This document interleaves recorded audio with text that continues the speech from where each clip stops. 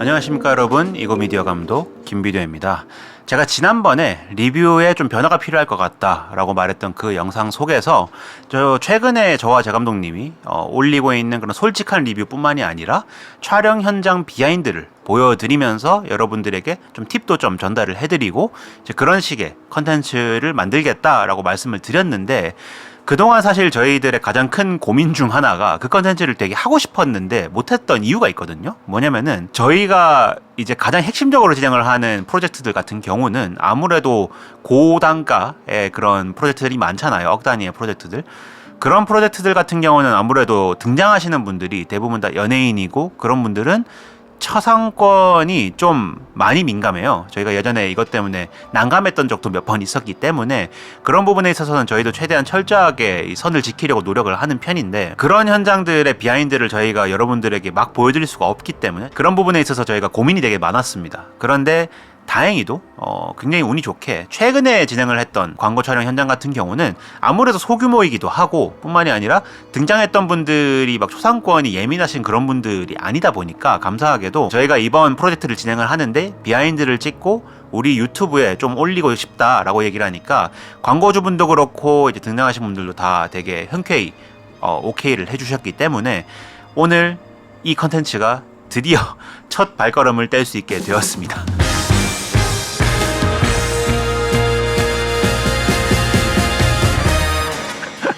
그래가지고 오늘 같은 경우는 지난 영상들 몇 번 그 사이사이에 그 현장들을 좀 보여드린 적이 있는데, 오늘 여러분들에게 보여드릴 비하인드 같은 경우는 호잇이라는 동결건조 캔디의 광고 영상의 비하인드입니다. 원래 같은 경우는 저는 결과물을 먼저 보여드리고 그 다음에 이제 비하인드를 보여드리면서 얘기를 하잖아요. 근데 오늘은 좀 반대로 진행을 해볼게요. 오늘은 팁이 메인이거든요. 어떤 팁이냐?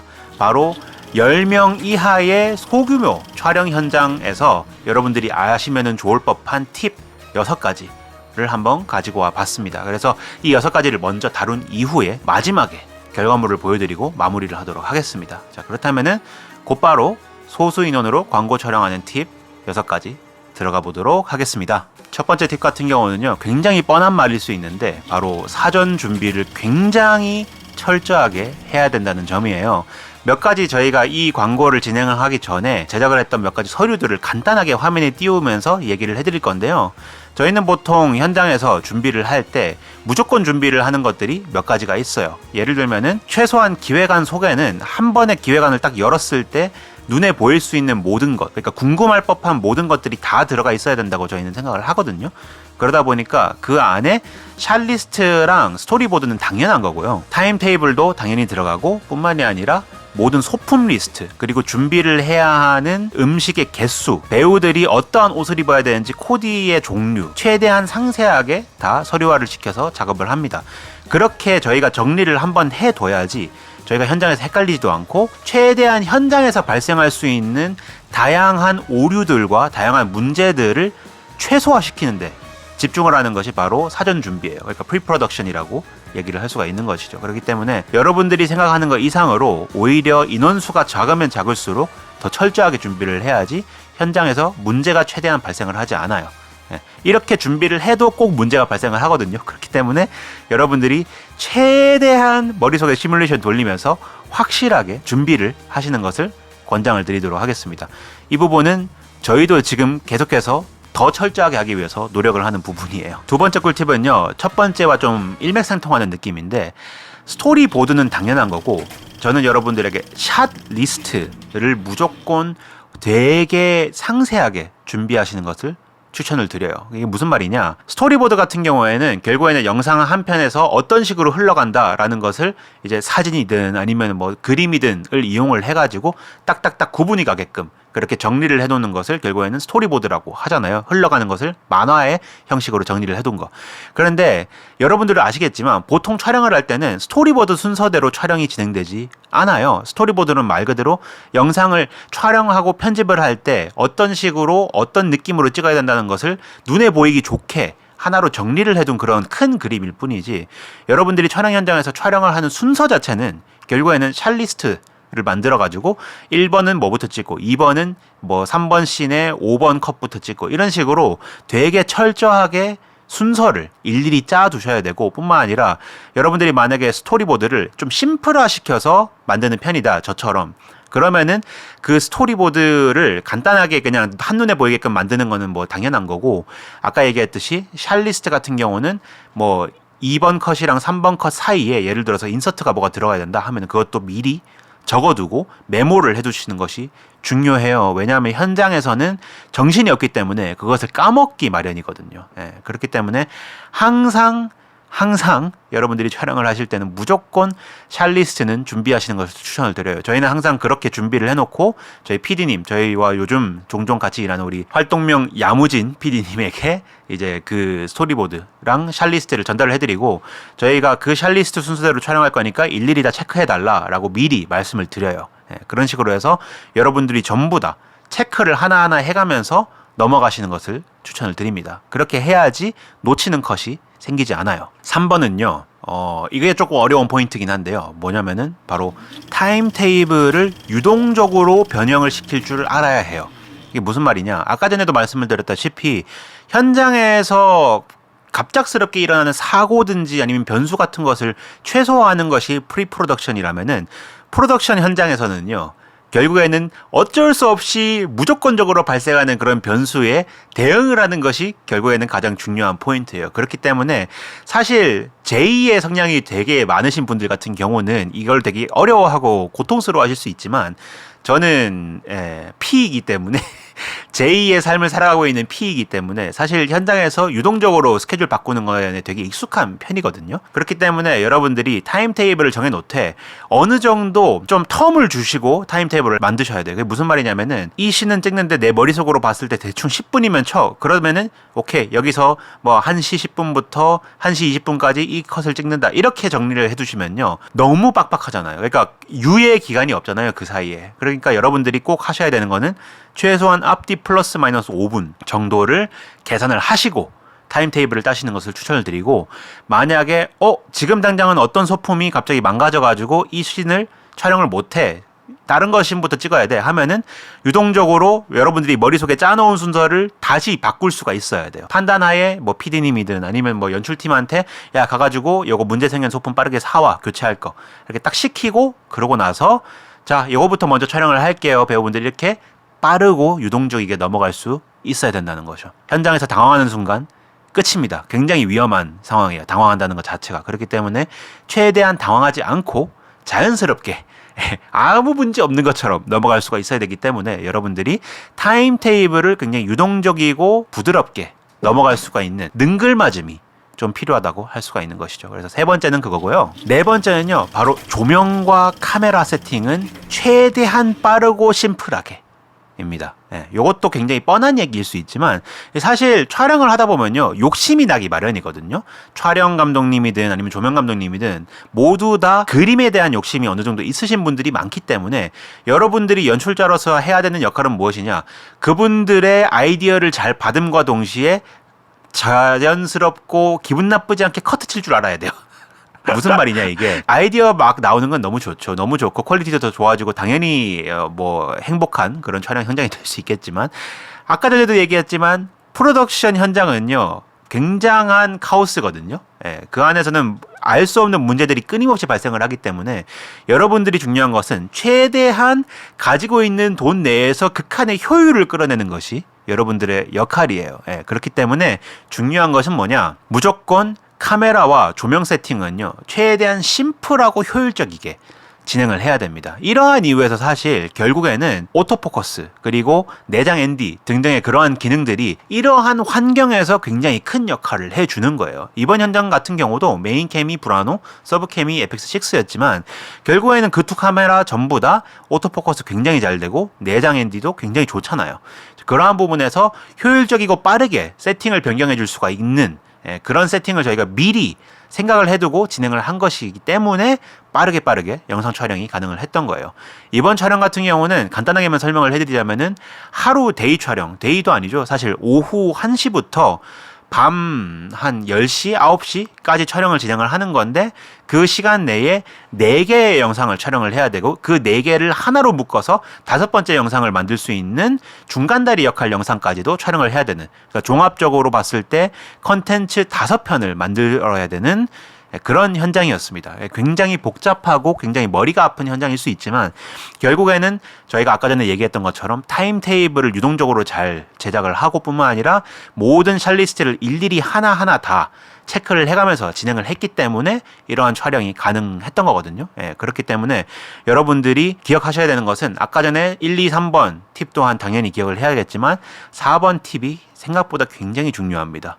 왜냐? 은근히 세팅하는데 시간이 굉장히 오래 걸려요. 그러니까 여러분들이 진행을 하는 데 있어서 최대한 카메라와 조명은 심플하고 효율적이게 세팅하는데 집중하시는 것을 추천을 드립니다. 5번째는요. 소수의 인원이니만큼 모든 사람들의 역할 분담이 굉장히 중요해요. 그런데 역할 분담이 세세하게 나누는 게 아니라 1인 다역을 해야 되는 그런 역할 분담이 굉장히 중요합니다.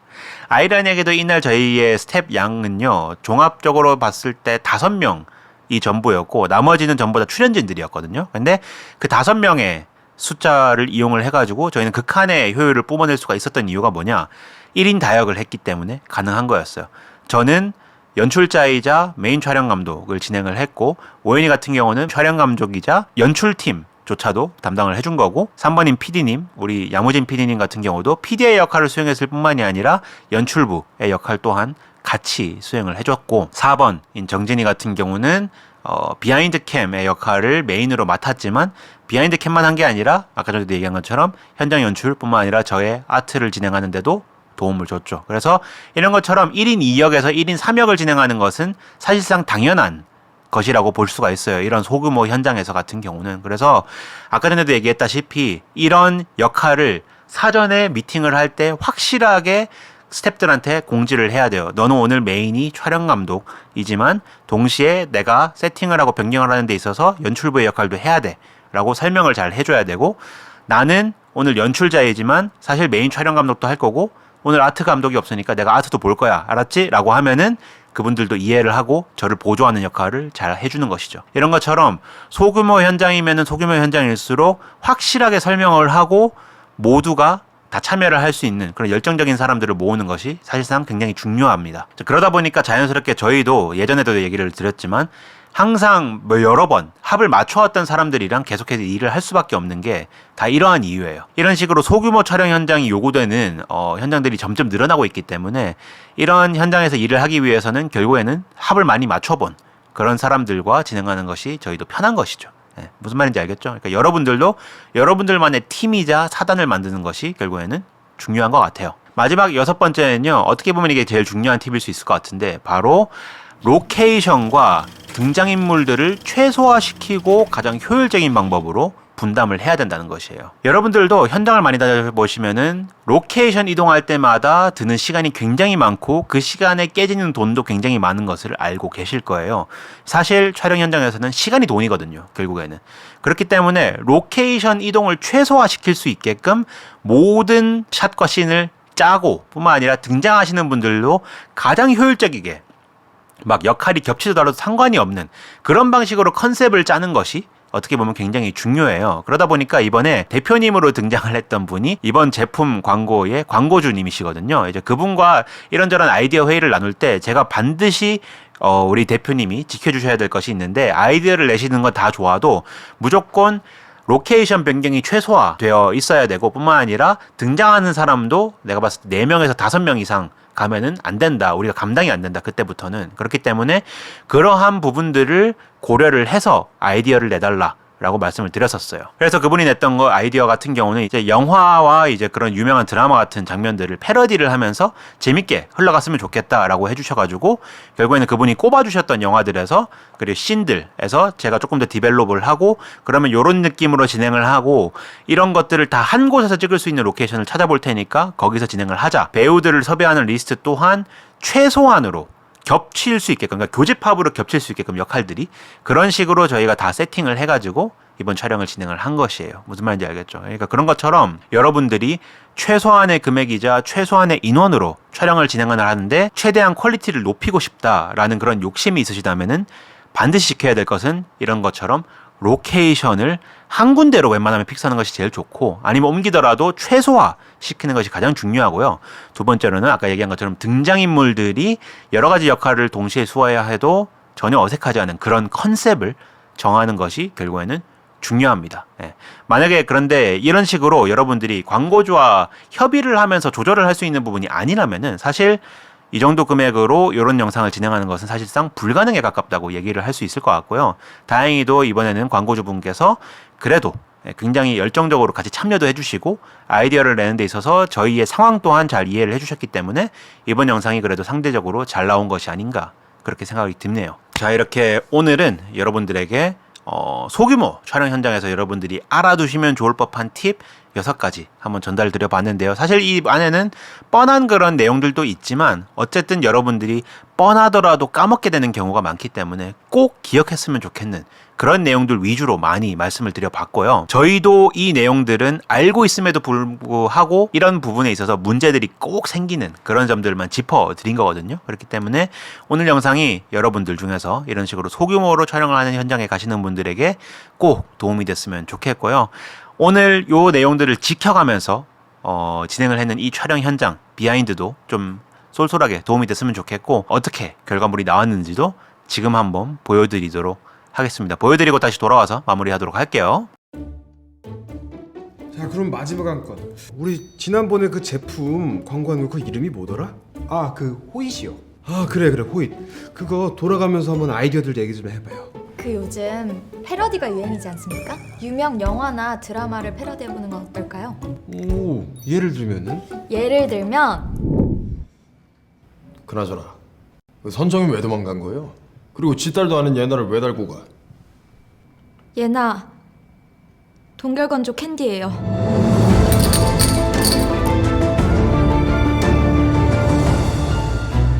예나 동결건조 캔디예요.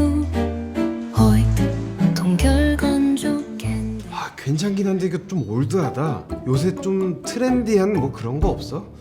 그럼 요즘 스타일로 이런 건 어떻습니까, 대표님? 경찰이 불쾌해야 한다. 경찰이 불쾌해하면 안 되지.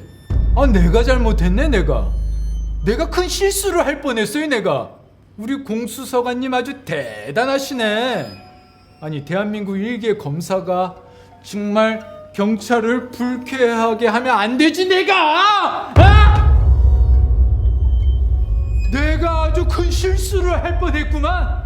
내가 잘못했어요. 내가 경찰들 불쾌해 할 수 있으니까 일들 하지 마. 내가 잘못했어. 내가 경찰한테 허락받고 이래. 내 얘기 똑바로 들어.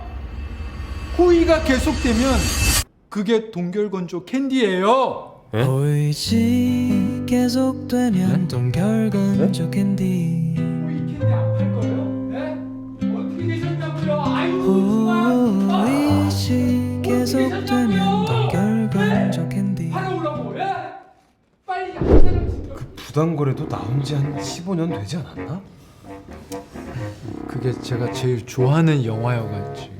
아, 아니면 대표님 저희 그 흑백 요리사 한번 해보면 어떨까요? 마지막 라운드에 오신 여러분 환영합니다. 이번 라운드는 디저트 대결입니다.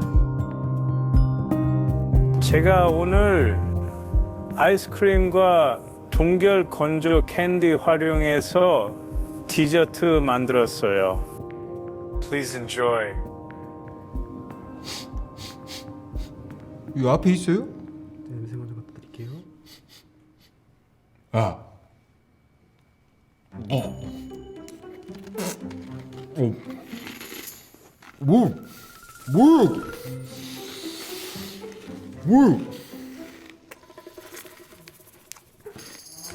이거 동결건조 캔디 아니에요? 지금 입안에서 뭔가 동글동글한 게 씹히는데 이건 저한테 지금 키거든요. 재밌다. 어떻게 이렇게 생각을 했을까? 나에게는 에드워드 미국 이름 있지만 한국 이름 호예요. 이건 호가 만든 호잇. 제 이름은 호예요. 이건 호가 만든 호. 두 동결 건조 캔디 이건 호가 만든 호이. 오 괜찮네. 우리 점점 나아지고 있어. 우리 요런 비슷한 거 한두 개만 더 나오면 될 것 같은데. 저 그럼 오징어 게임은 어떻습니까? 네가 꽂힌 걸 아나 봐. 네 목에 벌 붙었어. 벌?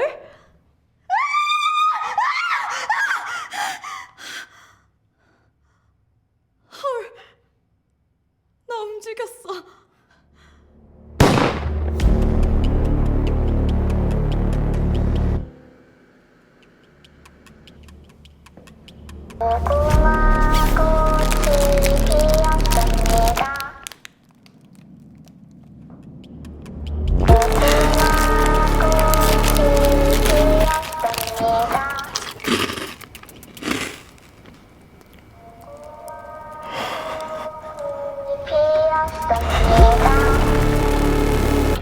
저도 그거 하나만 주시면 안 돼요? 그건 안될것 같은데. 감사합니다. 개 맛있어.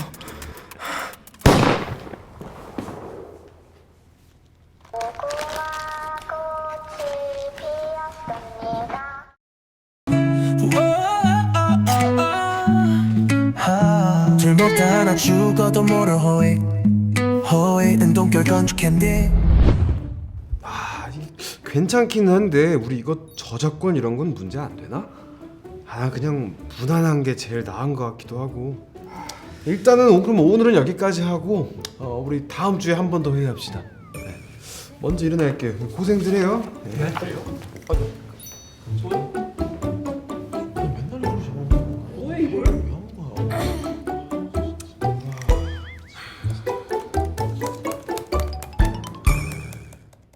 자, 영상 잘 보셨나요? 보신 것처럼 그래도 나름대로 결과물이 굉장히 마음에 들게 잘 나온 것 같아요. 이런 것이 제가 봤을 때 어떻게 보면은 저희 같은 프로덕션과 광고주 그리고 배우진, 출연진들과 스태프들 모두들이 굉장히 합이 잘 맞고 굉장히 서로 대화가 잘 통하는 그런 현장에서 나올 법한 굉장히 마음에 드는 결과물이지 않나 싶습니다. 아무튼 이런 식으로 오늘 영상을 마무리하고 다음 시간에도 이런 식으로 심플하게 여러분들에게 보여드릴 수 있는 이런 현장들이 생긴다면은 또 이런 컨텐츠 한번 진행을 해보도록 하겠습니다. 만약에 여러분들이 이번 영상에서도 궁금하신 게 생기셨다면은 꼭 아래 댓글에다가 남겨주시면은 저희가 최대한 답변을 드리거나 아니면은 다음 영상에서 다루는 방식으로 진행을 해보도록 하겠습니다. 자, 이상 이거미디어 감독 김비도였고요. 저는 다음 시간에 다시 찾아뵙도록 하겠습니다. 굿바이.